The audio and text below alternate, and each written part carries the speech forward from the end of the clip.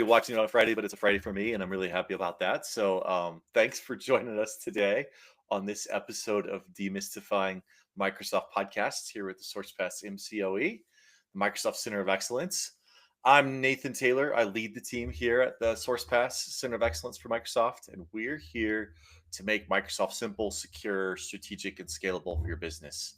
Our goal is to break down what's happening across the very complex and quick moving Microsoft ecosystem so you can stay informed, make better decisions, and get the most out of your technology investments. And today we're going to nerd out quite a bit on email security. And actually, not just today, this is going to be a 4-part, 4-week series where today I'm going to kind of give a high level and talk about some of the technologies we're building out. And in the coming weeks, we're going to go and get into the meat and potatoes of how this works. But email security is a rapidly changing space, and Microsoft's releasing a lot of products in this space, and has been finally dropping some of those capabilities into the solution recently. So I'm excited to see some of this stuff go from articles from Microsoft about what they're going to do to things we can actually deploy and run with. So let's jump in and let's just talk about some of the challenges around email. So one of the challenges with email is that it's the way standards were built on the internet. The way the internet was built is it was built organically across orgs without a specific governing body.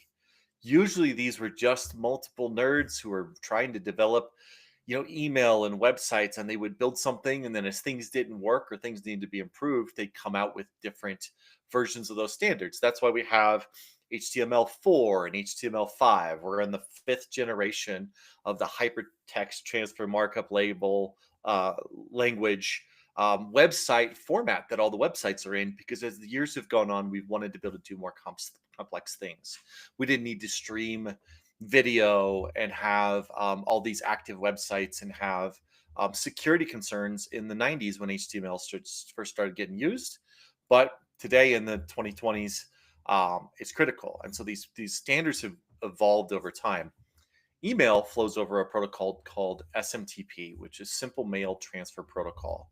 And it has been around since probably the 80s. I haven't looked up when it was invented, but probably late 80s, early 90s. And it's been in use to do email. And it was not designed for a world where we had AI and phishing and threat actors. That was not really part of the consideration. It was designed for interoperability and to be easy to use. And so it's a really simple protocol where you go and you set a couple commands to an SMTP server and say, hello, I'd like to send email through you. And it'll say, yes, I'll take it. You send the email and it goes. And in my college courses in the 2000s, we'd do that. We'd play with those SMTP servers and we'd go ping them and we'd send something through and it would show up in your mailbox. It was that simple. But very quickly after email started to take off and became common, we started getting spam. Spam was the first problem, just bulk email, unwanted email, just volumes of email. And that's not really a concern we have as much these days. There's a lot of filters and we still get a lot of email, but there's a lot of rules around, the big providers, whether it's Google or Microsoft, really start to have strict rules that if you're not sending bulk email carefully, they're just going to block it. So that's kind of a thing that they had to build out some technologies around. And some of what we're going to talk to today applies to that. But spam filtering is not a big issue that customers come to us as much around. The bigger issue these days is, of course, security. We all read about phishing, business email compromise. And the real issue becomes, how do I know that the email I'm receiving is legitimate and real and trustworthy? And how do the people I send email know that the email I'm sending is the same, that it's from me, that it's validated, that it's safe to trust? And that becomes a bigger and bigger issue as corporations have to send from multiple services. Maybe you've got a marketing system like Constant Contact, you've got your Office 365, maybe your accounting or billing system is sending emails.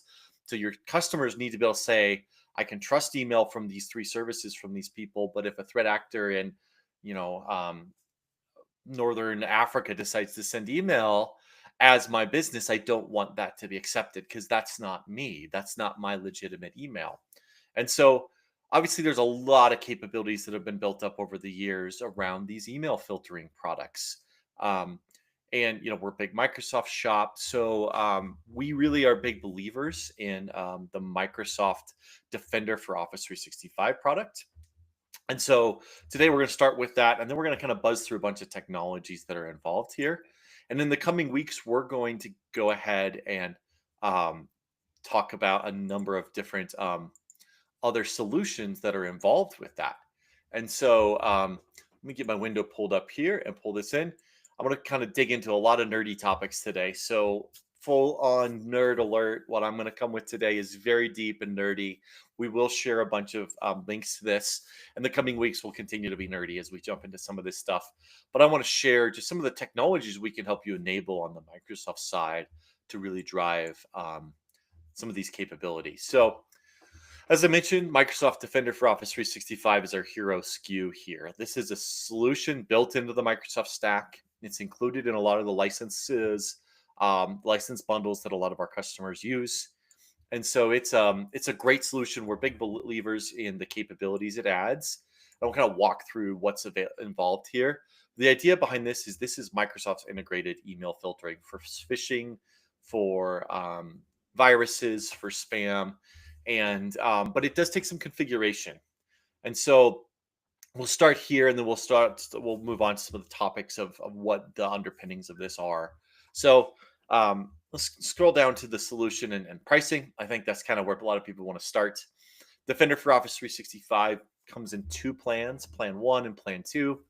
Plan 1 is we recommend every customer run this. It includes um, protecting your team, SharePoint, OneDrive, and email. So it does cover some of the other solutions and not just email, but it's mainly focused on email. It looks for malicious links and QR codes in your email, zero-day malware and viruses and attachments. It uses a large language model, so it's using AI to look against advanced phishing campaigns, protections for internal email, because sometimes you need to be watching what people are sending to each other, or maybe if one of your accounts gets compromised and it has real-time reporting. There is a P2 plan as well for Defender for Office 365. P1, the first plan two, is $2 a user a month, but it also is included in a lot of the bundles we really recommend. If you're in the small business space, Business Premium's a hero SKU. We love it. We think it's the best value in the industry. It includes Plan 1, and that's a ton of the features we really think have the value for customers. The Plan 2 license is included in Microsoft's E5 products. So Microsoft 365, E5, and also in the E5 security add-on. And the exciting thing is we can bolt Plan 2 on top of Business Premium as part of that E5 security bundle, and it adds even more value to that stack. The P2 bundle adds another level of protection in Teams for links and various attachment scanning. It adds kind of a protected view for added security on attachments and Office docs. You can do attack simulation training, so you can do your phish testing, so you can start to test your users and train them on how to look for and report phishing. There's a lot more reporting, and it also kind of gets into some threat intelligence, and so automated investigation response. So it's a much more advanced security team focused license that includes the attack, the phish threat testing. So oftentimes for most customers, we really think the $2 plan 1 is what really people should be running. Let me show you some of the functionality that's included in this. They recently announced this, and we'll hit this in another tab, but they added AI-powered sentiment analysis. So Defender for Office 365 now runs a language model that is looking at the emails and looking for phishing and threat actors and business email compromise based on the code, the words running through an AI model. And this has been a little while coming. Microsoft's been doing pieces of this, but they've dramatically improved this in the last few months. One of the issues they hit was Microsoft gets so many trillion emails a day. I mean, just the volume of email they get is staggering. That running a big AI model like ChatGPT was a significant expense. If they wanted to run a super advanced AI on every email that comes through their systems, the amount of data center horsepower they need for that would be staggering. So they had to do a lot of work to take those large language models, these AIs you interact with on like a chat GPT, and tune it into a small language model that didn't require a lot of horsepower, but still added the value. And I think that's where a lot of AI is moving, is when you find a specific use case, you want to tune it down to be very focused on that use case. And that's what they did. And I'm really excited to see that they're enabling more and more AI here, because I think phishing is going to be one of the battlegrounds where the threat actors really leverage AI to try to compromise your users. It has inline user protection. What that means is it takes every attachment and every link in every email and analyzes those attachments and links for malicious payloads. And it has time of click analysis. So one of your users might get an email and none of the links are malicious, but they don't open it for a day because they get it on a Sunday, and on Monday they go to open it. Well, at that point, the threat actor has redirected that URL to a malicious payload. With these capabilities in Defender for 365, when they click, Microsoft checks that link and sees that there is a malicious payload and blocks it. So time of click is really important with the attachments. They actually detonate the attachments in a data center. They open them and see what they do. Look for activities, look for behavior analysis there. And it's a really great piece of technology that allows them to catch malicious attachments. We've got our business email compromise attack disruption. It's a really big way that the threat actors are attacking small business. They want to find money. They want to get to money. And so they're looking for how they can compromise email accounts and start to intercept and interact with email. So Defender for 365 has all kinds of automated ways of flagging and disabling accounts that have compromised variables, and they're using AI to really start to catch it when those patterns emerge of compromised email accounts. And this is one of the most common um, threat threat incidents that happen across small business that cost money. Many customers end up with a 30 or 60 or $100,000 bill because they transfer money to the wrong company because their email was compromised. It's a very common attack. There's some security posture optimization, so they really give you some recommended security configuration to make the deployment easier. You can select your high priority accounts. If you have a larger organization, your CEO, your CFO, some of your high profile employees, they need to be monitored differently because they may be spoofed. I may not want to spend a lot of energy, and it's not worth putting the infrastructure in to monitor for every single frontline employee's email being compromised. But you do want to really pay special attention to emails that look like they're from your CEO or from the rest of your C-suite, or maybe HR or accounting. So they have ways to really highlight the accounts that you want special attention on. They have security awareness and training. We can do some investigation and threat hunting. Um, if you get into the more advanced tools, there's some automated response and remediation. Like I said, they added a whole bunch of large language models to detect those attacker emails, just looking for those variables. And then I think the big thing is that it's all integrated into Microsoft's email security stack, their extended detection and response SIM platform. So if you're running Sentinel, you're running Defender. What's really cool is when you are running the full Microsoft security stack. So you're not only running their email filtering, but you're running Defender for endpoints. You've got the Defender antivirus. You're the data that Microsoft's able to pull, because they're not only watching the mail flowing, but also everything happening on your endpoint. They can see all the traffic and they're able to correlate the attack chain.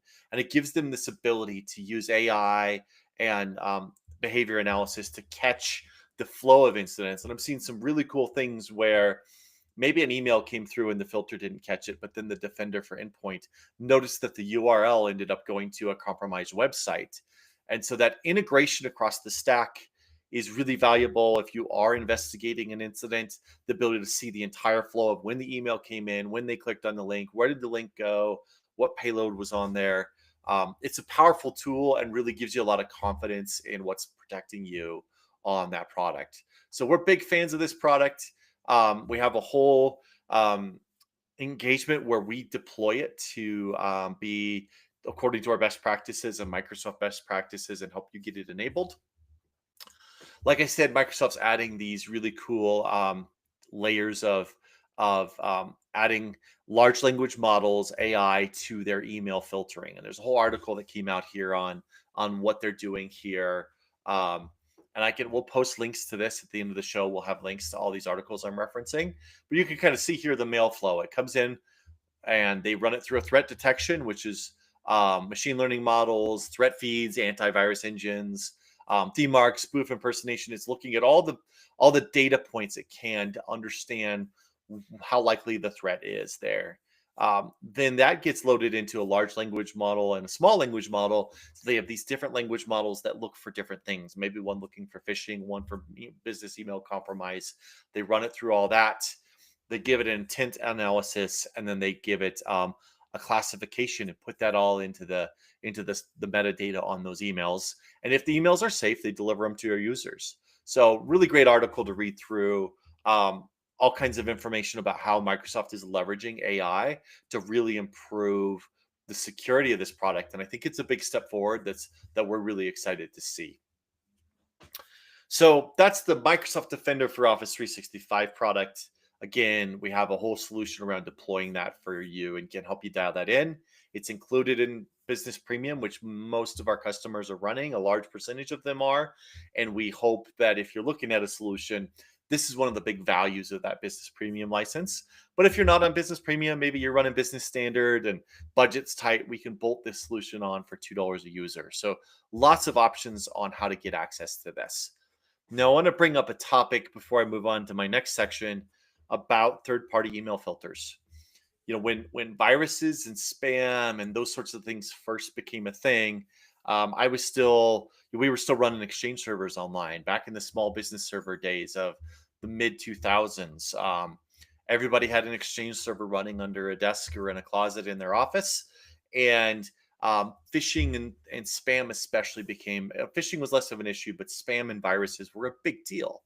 And so there popped up this whole industry of email filtering solutions, Proofpoint, Mimecast, MX Logic, all these big brands that were around that you could run through all your email through. And it was a critical thing. You had to have this in place because the volume of spam was just staggering. And so those tools got kind of created in the mid 2000s, and a lot of businesses still run them. And I think there's a lot of value in having a third party looking at your email that's not Microsoft, maybe get a different set of filters. But I do want to talk about an issue we're having, and we'll talk about it more through the next couple sections, which is one of the downsides of some of those tools is they want you to route your mail through their servers because they filter it as it comes in. And in the past, that was kind of not a big deal. In fact, there was value of doing that in the 2000s in case your internet went down at your office and your Exchange server couldn't receive email. The mail filter could pool and spool up that email for you. But as we've gotten into this future where really trying to validate whether email is legit and trustworthy, having an extra step in the mail flow actually starts to break a lot of the technologies that are getting built to validate email, because that Proofpoint server or whatever the server is you're running it through, the third party server, they're opening and looking at that email and then sending it to Microsoft. So when Microsoft gets the email, it's been opened, it may have been modified with a disclaimer or a footnote, and it also is coming from an IP address and a mail server that's not the original sender. So it really messes up a lot of the signal data. So we're big fans of, we really like the Microsoft product, the Defender for 365, and think that's just the bare minimum. Even if you are using a third party, you want Defender for 365. But if you really want to run a third party solution, we're really big fans of moving to an API based third party solution. And a lot of the solutions that traditionally wanted you to route your mail through them now have an option of using it over the API. And it really makes a big difference, because what it means is that the mail is going straight to Microsoft, which means Microsoft gets all the data points about the validity of that email. It's unmodified. And then your third-party solution can use an API to see that email and can do the things it would have done just through an API through Microsoft. And that's a very common model now. And we really encourage people to go after that. It's causing a lot of consistent issues for people as they route their mail through other servers. And as we get into a lot of the technologies here that we're going to talk about today, it really breaks what people are building. And what's happening is that as email has become more and more of a thing where people are pretending to be other people and they're spoofing email addresses and they're compromising mailboxes and they're sending email as people, there's been a lot of effort put into bolting on some technologies on top of SMTP that validate email. First started with saying, hey, I will only accept email over an encrypted connection. That's a very common thing now where, your email, if it comes non-encrypted, the connection, the sending connection is non-encrypted. That's a big problem for most mail servers. They're going to really see that as a real threat indicator. Then it started with what's called SPF record, which is your sender policy framework.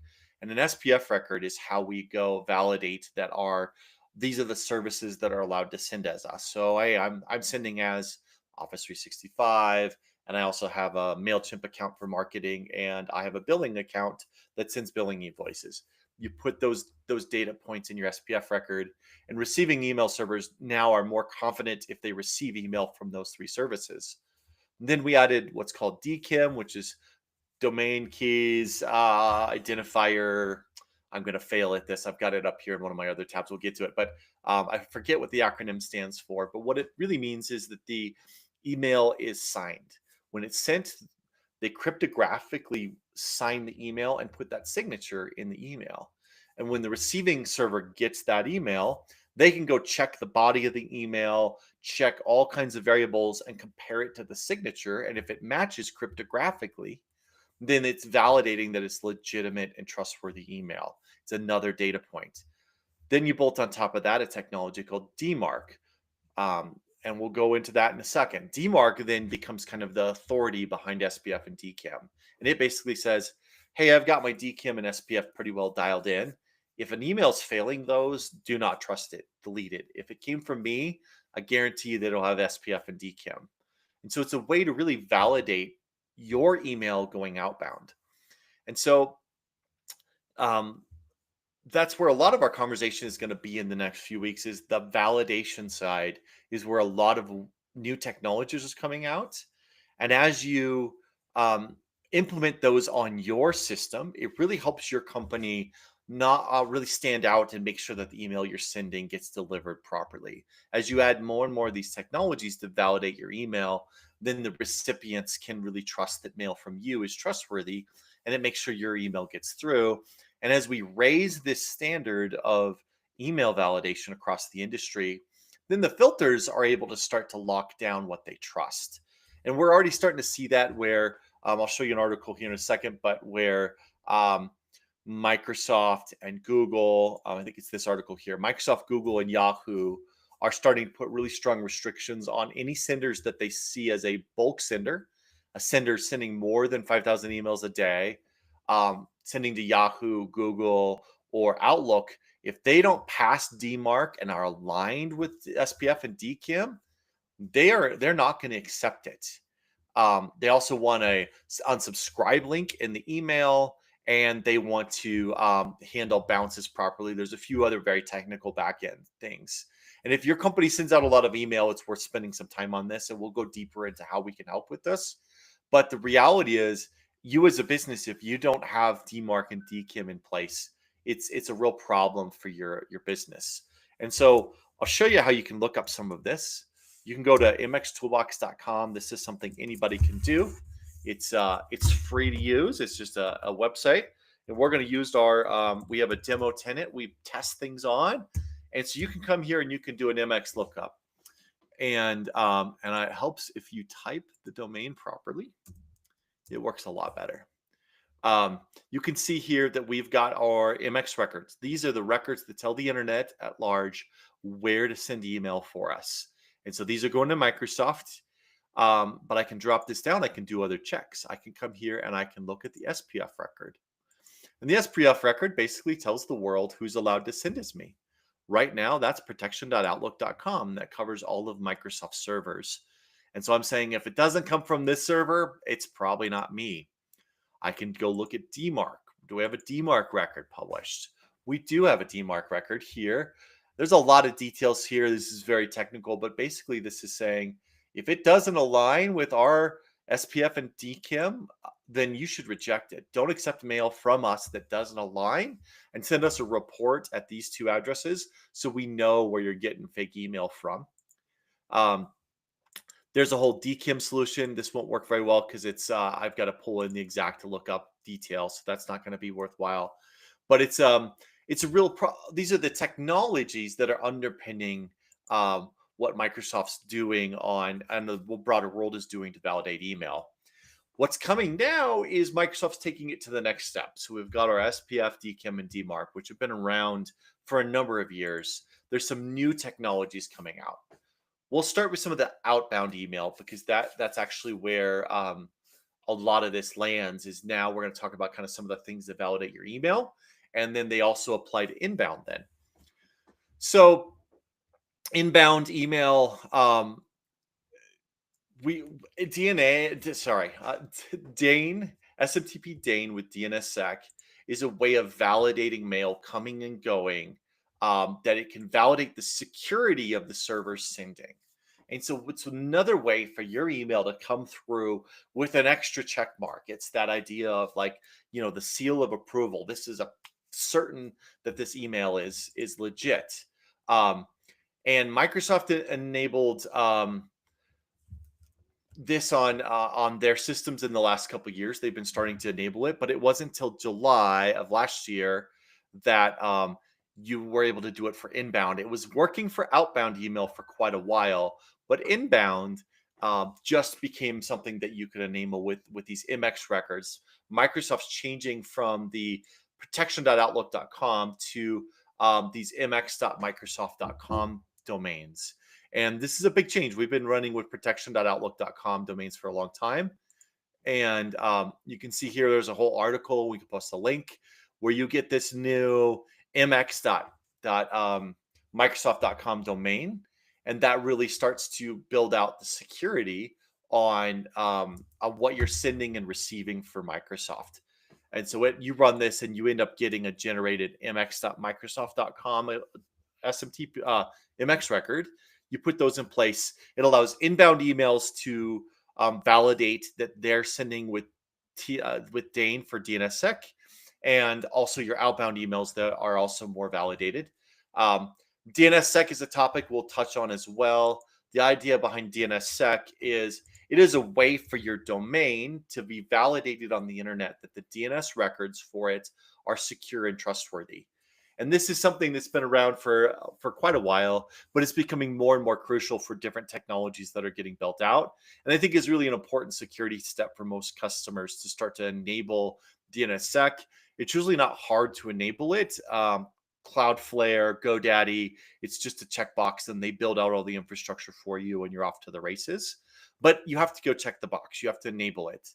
And so these technologies rely on layers of technology being in place for you, where you enable DNSSEC, then you switch your MX records to this mx.microsoft, and then that enables this SMTP Dane with DNSSEC. Another layer on this is the MTA STS. And so this is another layer where you can ensure that the proper encryption is applied on the connection. And this also relies on DNSSEC. It's already working on outbound, but I think inbound also requires the new MX records, and you've got to publish a record. It's pretty straightforward on how to do it. But it really adds that further layer of security on the Microsoft side to make sure, hey, the mail flowing out of this tenant is going over a secure TLS connection. I trust it. I've validated it multiple ways. The email is signed. The email matches SPF and DMARC. And you add all these layers, and it seems like a lot of technology to put in place. But the reality is email has become such a critical piece of our world. And if you can make your email for your company be that much more trustworthy, that's going to validate it in these mail filters. Because the way the mail filters work is they look at the email coming in and they go, I don't know who this email is from. So let's look. Who sent it? Do I trust the IP it's sent from? Is that IP an IP that sent me viruses and spam before? Is the email signed? Do I trust that the signature is good? Can I validate that the signature is actually the right signature? Was the connection secure? And as you add these additional layers of technology, you're really teaching the mail servers that you're going above and beyond in how you're validating your email, and it makes it less and less likely that you're going to get caught in a filter. And you're allowed to publish records that say, I really trust my mail flow. And so people receiving from you are less likely to accept fake email from your domain. They'll trust the email coming through. Lots of technologies I talked about today. Today is very technical, very nerdy, lots of articles, and we'll post these all in the show notes. Um, but you can check a lot of this with just free tools, MX Toolbox, to look at those records. VeriSign has a great DNSSEC solution where you could quickly check for whether your domain has this enabled. We'll post an article about how DNSSEC works. There's a lot of technical details, but if you want to learn about it, it just talks about how the DNS records are signed. There's some real value in this outside of email, where once your DNS records are under DNSSEC, it's a lot harder to spoof you or to steal one of your subdomains. It can really help with some advanced DNS-based attacks against your tenant. So there's multiple benefits to enabling DNSSEC on your business domains. We talked about DMARC, DKIM, and SPF. Sender policy framework is SPF. Domain keys identified mail is DKIM. I couldn't remember that acronym earlier. And DMARC is domain-based message authentication reporting and conformance. There was no way I was pulling that out of the back of my brain on a Friday afternoon. So I'm glad that Cloudflare has us covered. We'll put these articles in. A lot of nerdy stuff. The reality is our team loves deploying this stuff. We can help you with that. One of the other tools we can offer you is, if you do have a commercial side of your business where you're sending a lot of customer email, maybe you send invoices or you send marketing email, you've got a lot of customers, got a couple 100,000 customers. You need to be able to navigate all these rules too, because you want your marketing email to go through. We can help you with the tool that monitors DMARC and takes all that reporting and can help you understand where and when and why your mail's not going through, either from Microsoft or from your third-party marketing solutions. There's ways to align, HubSpot or Mailchimp, Trello or Twilio, or all these different email tools to SPF, DKIM, and DMARC, and make sure that they're properly aligned so that you are trusted as a bulk email sender. And we've helped a number of customers navigate that so that their marketing and business email at volume doesn't run afoul of these new rules. We got a third-party monitoring tool that does a great job called Easy DMARC. We can help you get that deployed and help you navigate that and get you to a place where your email is really in a solid position. So appreciate if you hung around this long today on the episode. I'm impressed because I went super nerdy and I went through a lot of technology. We'll have some follow-up meeting conversations in the coming weeks where we talk about SPF, DKIM, and DMARC. I think we could spend a lot of time on those. The DNSSEC, and kind of talk about the technology there, walk you through how we approach it, show you some of our tools. We'll also have an episode where we talk about the mx.microsoft MX record change. It's a big thing. It's very new. It's been protection.outlook.com for forever. And so that's a big change in the system. Get a little deeper into the DANE plus DNSSEC, the MTA.STS, and the TLS-RPT, which is a reporting mechanism for those TLS reports. Pull that all together and show you how we can report on each level of that through our Easy DMARC. And then talk about how all that feeds into those Defender for Office 365 product.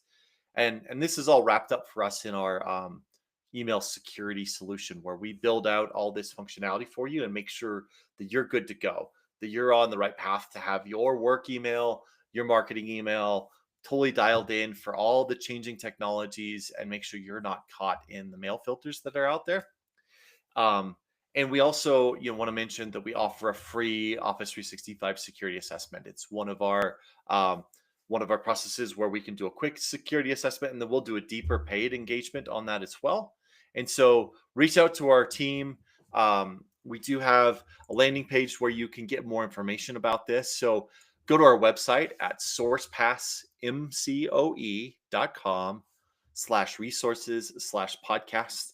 And You can subscribe to our stuff, and you can also ask for additional information from us on those websites and just say, hey, I'm interested in learning more about this technology. Will you talk me through it, or look at my environment, or help me get this implemented? We'd love to help you get all this squared away and really drive your email security posture to the next level. And so we appreciate your time today on this Friday afternoon. Uh, we appreciate you tuning in for our Demystifying Microsoft podcast. We're just getting started, so make sure you subscribe so you don't miss out on any episodes. We have our YouTube channel. We try to post them on LinkedIn as well. So YouTube's probably the best place to subscribe. We'll be bringing in Microsoft experts to break down the latest and greatest news from Azure to Teams to Microsoft 365 and security and Copilot and AI. We love digging into it, helping you navigate licensing and all the changes in our industry. Follow us on LinkedIn, YouTube. Head over to sourcepassmcoe.com. And we look forward to talking to you guys on the next episode. So thanks for your time today, and thanks for letting me nerd out. Talk to you soon.